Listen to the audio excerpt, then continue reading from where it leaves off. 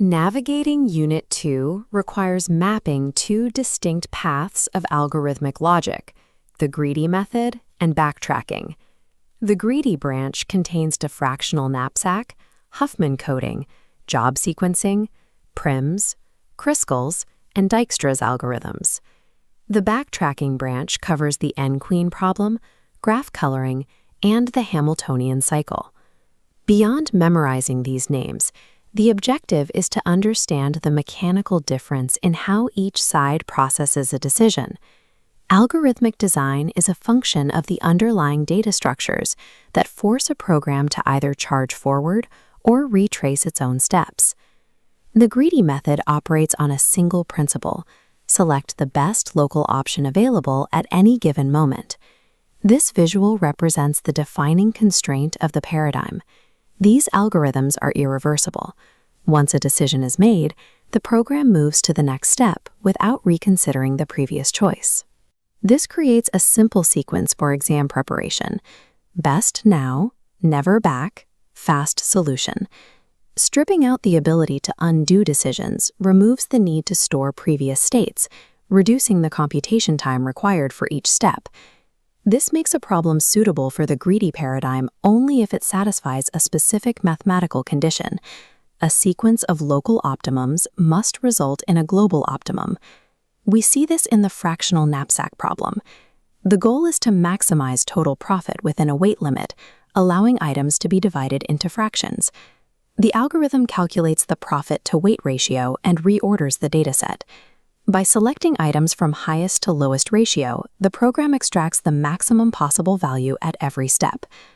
Huffman coding applies this efficiency to data storage, targeting maximum compression.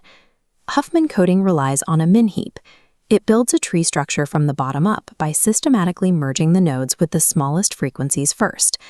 In job sequencing, the objective is to maximize profit by slotting tasks into an array based on their chronological deadline constraints.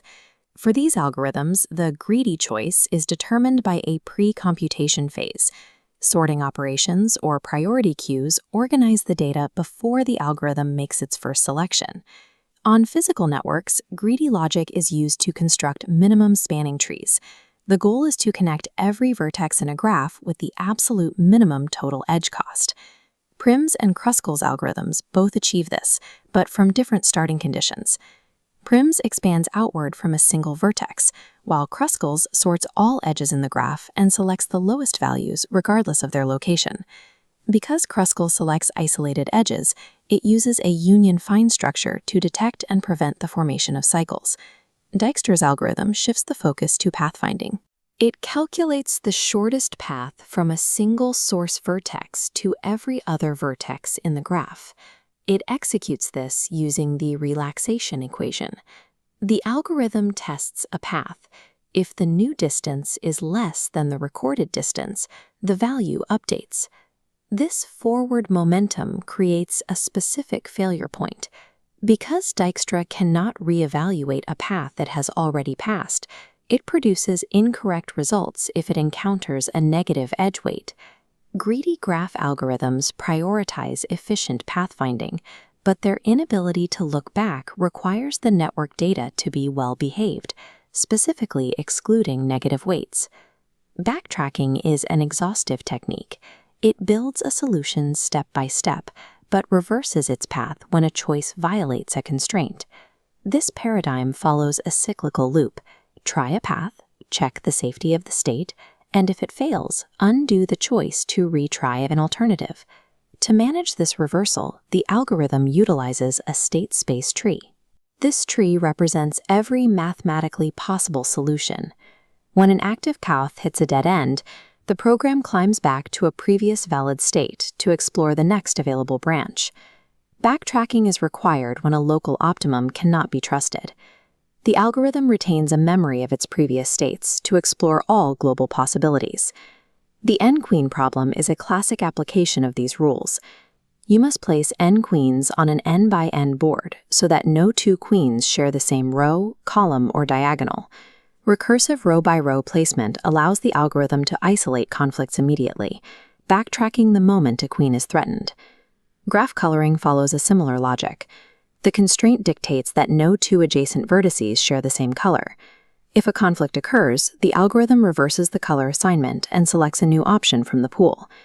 The Hamiltonian cycle uses this search to find a path that visits every vertex exactly once before returning to the starting point. Storing and traversing these states results in high computational costs, with time complexities reaching factorial, O of n factorial, or exponential, O of m to the n levels. While backtracking is mathematically guaranteed to find a valid solution if one exists, the search time increases with the size of the dataset. This table summarizes the time and space complexity for every algorithm in the unit, providing a direct comparison of their efficiency. Notice that Prim's and Dijkstra's algorithms each have two distinct time complexities. The same algorithm produces different complexities based on how it is implemented. Using an adjacency matrix results in O of v squared, while implementing a min heap reduces the time to O of v plus e log v. The underlying theory is constant, but the operational speed is determined by the specific data structure used for implementation. Comparing these two paradigms is a standard requirement for high-scoring exam answers. Their decision-making traits are opposites.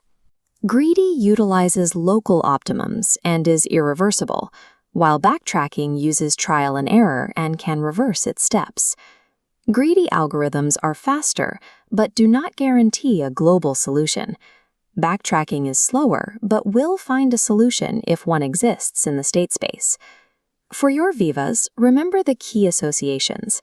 Kruskal uses union find, Huffman is for compression, and Dijkstra fails on negative weights. Selecting the correct paradigm is a logical deduction based on the constraints, data structures, and the required failure tolerance of the problem.